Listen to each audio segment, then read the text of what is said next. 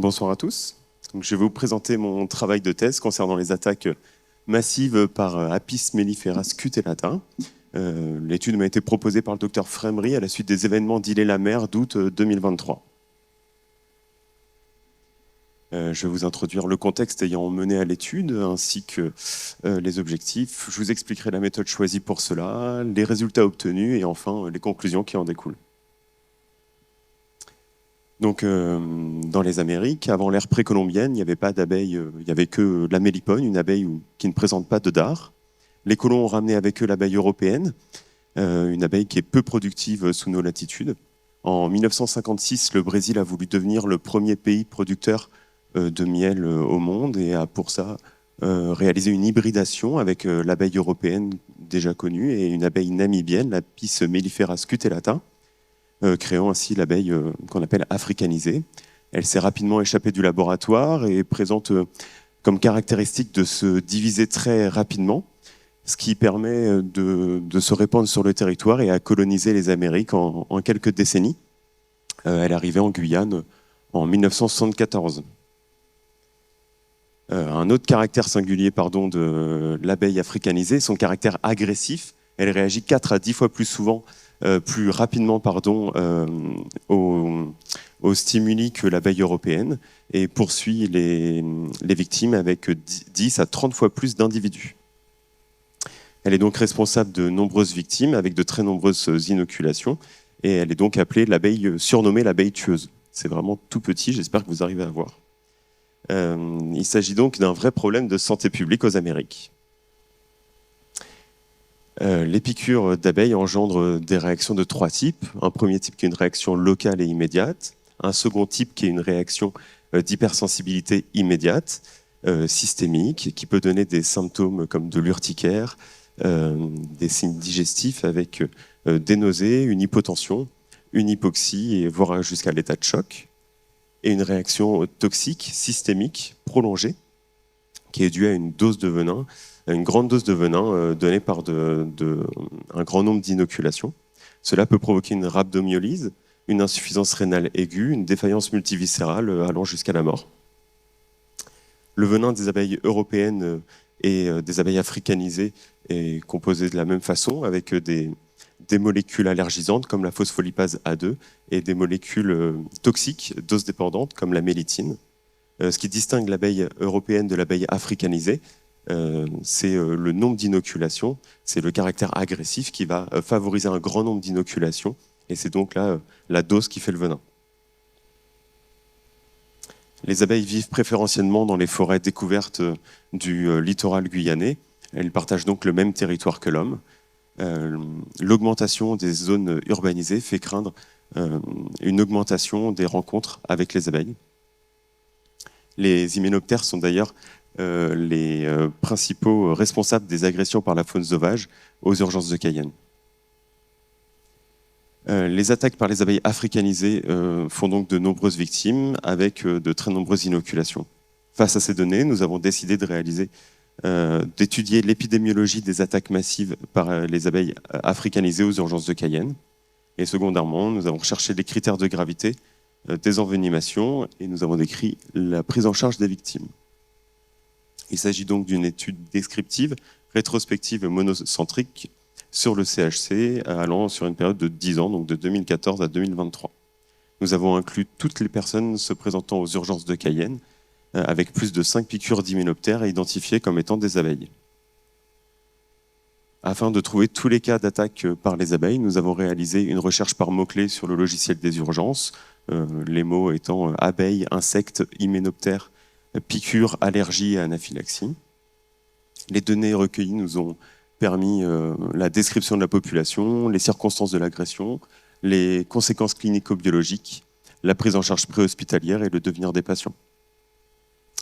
Une fois les données recueillies, en nous basant sur les données de la littérature, quant à la possible sévérité des cas en fonction du nombre d'inoculations, nous avons réalisé 2 sous-groupes, un présentant le premier qualifié de peu sévère avec moins de 200 piqûres et un deuxième avec plus de 200 piqûres. Ce sont donc 7236 dossiers qui ont été trouvés grâce aux mots-clés. Une très grande majorité a été exclue devant l'absence de lien avec les piqûres d'abeilles, ou alors un nombre de piqûres inférieur à 5. Ce sont donc 143 patients qui ont été inclus dans notre étude. 116 avaient reçu moins de 200 piqûres, 27 plus de 200.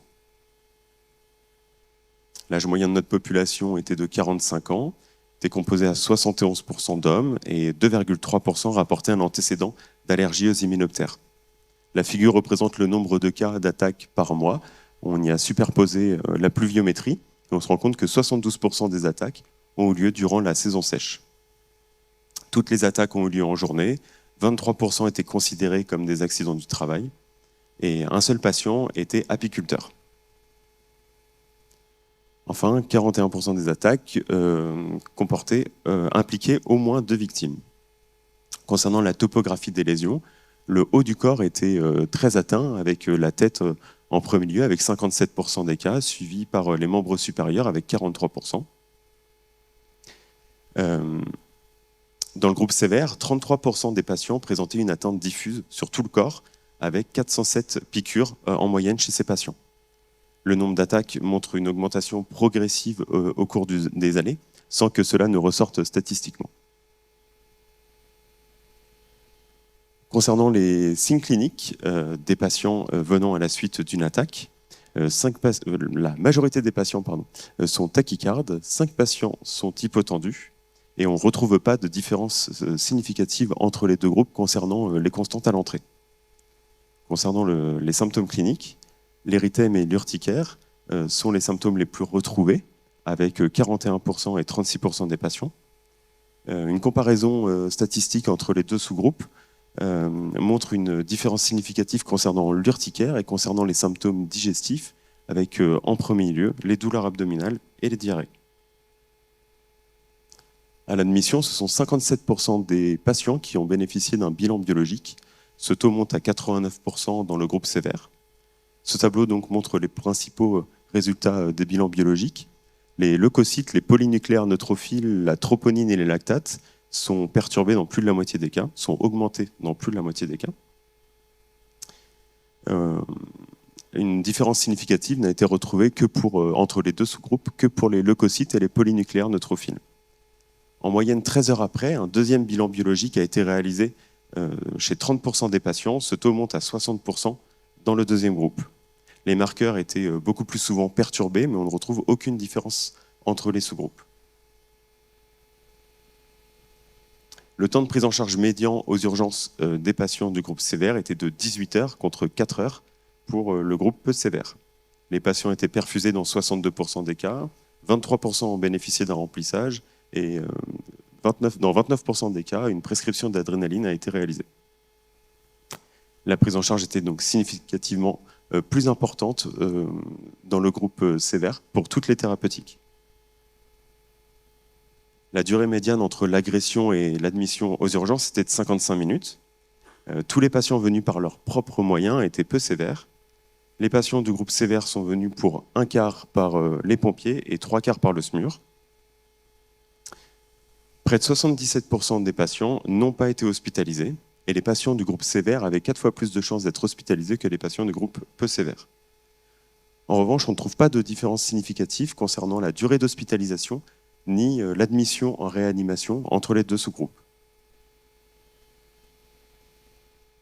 Donc, cette étude a permis de décrire les 143 attaques dénombrées sur 10 ans. Au Brésil, le nombre d'attaques a triplé sur la même période. Dans notre étude, ce phénomène semble être en augmentation, mais le trop faible nombre de cas par mois ne nous permet pas de conclure statistiquement. Mais l'augmentation des cas peut s'expliquer par l'augmentation des espaces urbanisés aux dépens des espaces naturels en Guyane et par l'augmentation de l'activité apicole sur notre territoire. L'incidence des attaques reste 2 fois plus faible en Guyane par rapport au Brésil. Plusieurs différences peuvent expliquer cela. D'abord, la méthodologie. Nous avons décidé d'exclure tous les cas avec moins de 5 piqûres afin d'éliminer les attaques non massives qui n'entraînent pas d'envenimation. De plus, l'activité apicole et donc la présence d'abeilles sur le territoire est 25 fois supérieure au Brésil par rapport à la Guyane. Nous retrouvons également une saisonnalité des attaques. La majorité des attaques, nous l'avons vu, a lieu durant la saison sèche, qui correspond au pic de floraison en Guyane, et donc à l'essaimage des abeilles. Nous retrouvons les mêmes données sur les études brésiliennes. Le sex ratio de notre étude est comparable à la littérature. Les études brésiliennes l'expliquent différemment en fonction des régions. Les régions du Nord, où il y a un plus grand nombre de communautés amérindiennes, l'expliquent par des rites réalisés grâce aux abeilles, ce qu'on a l'habitude d'appeler maraqué notamment, alors que les autres régions l'expliquent plus par une augmentation plus importante de l'activité professionnelle en dehors du domicile chez les jeunes hommes.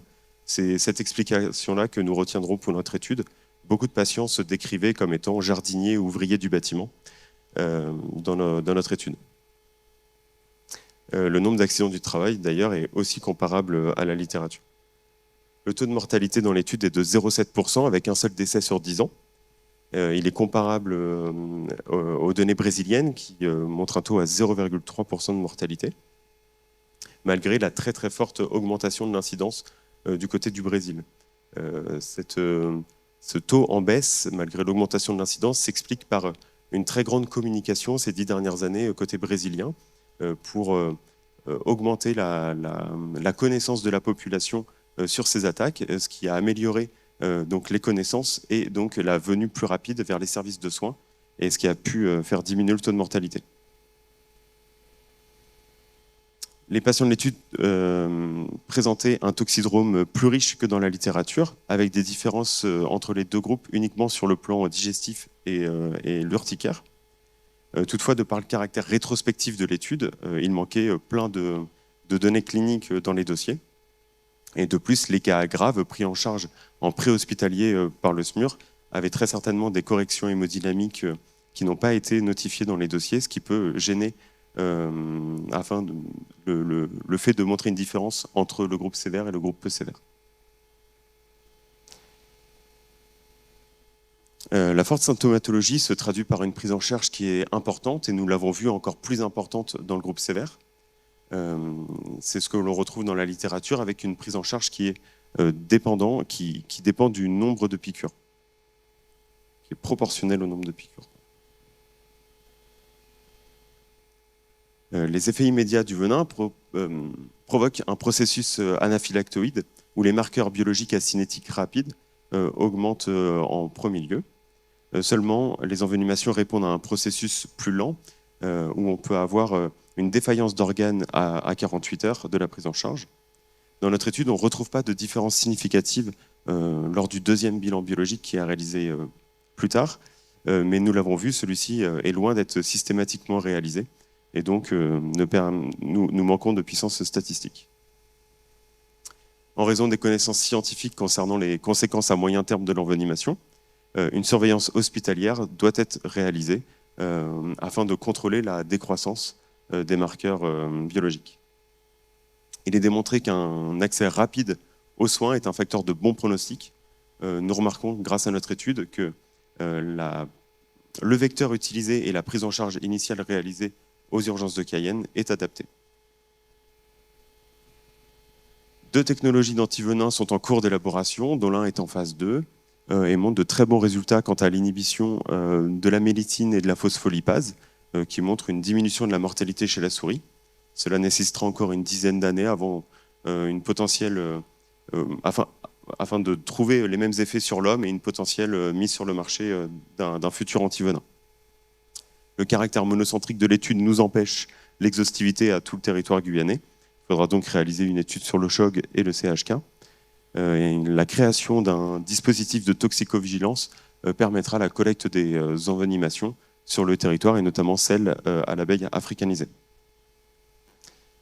Cette étude nous a donc permis la création d'un protocole de prise en charge des attaques massives par les abeilles africanisées, avec une prise en charge initiale, une surveillance et un traitement symptomatique. Dans la prise en charge initiale, il est très important de compter le nombre d'inoculations afin de réaliser une prise en charge adaptée en fonction de ce nombre d'inoculations. Cette étude nous a donc permis d'établir l'épidémiologie des envenimations par les attaques massives d'Apis mellifera scutellata en territoire guyanais, avec 143 cas sur 10 ans. Les troubles digestifs et cutanés sont les signes cliniques en premier plan de l'envenimation. Cette étude sur le territoire est une première évaluation des pratiques des professionnels de l'urgence et cela montre que nous devons agir de façon rapide, intensive, mais aussi avoir la surveillance adéquate en fonction des patients. C'est pourquoi nous proposons un protocole de prise en charge optimisé afin d'améliorer et d'harmoniser la prise en charge et les pratiques aux urgences. Une étude prospective et multicentrique permettant d'évaluer les besoins en antivenin devra être réalisée afin de consolider ces résultats. Merci pour votre attention.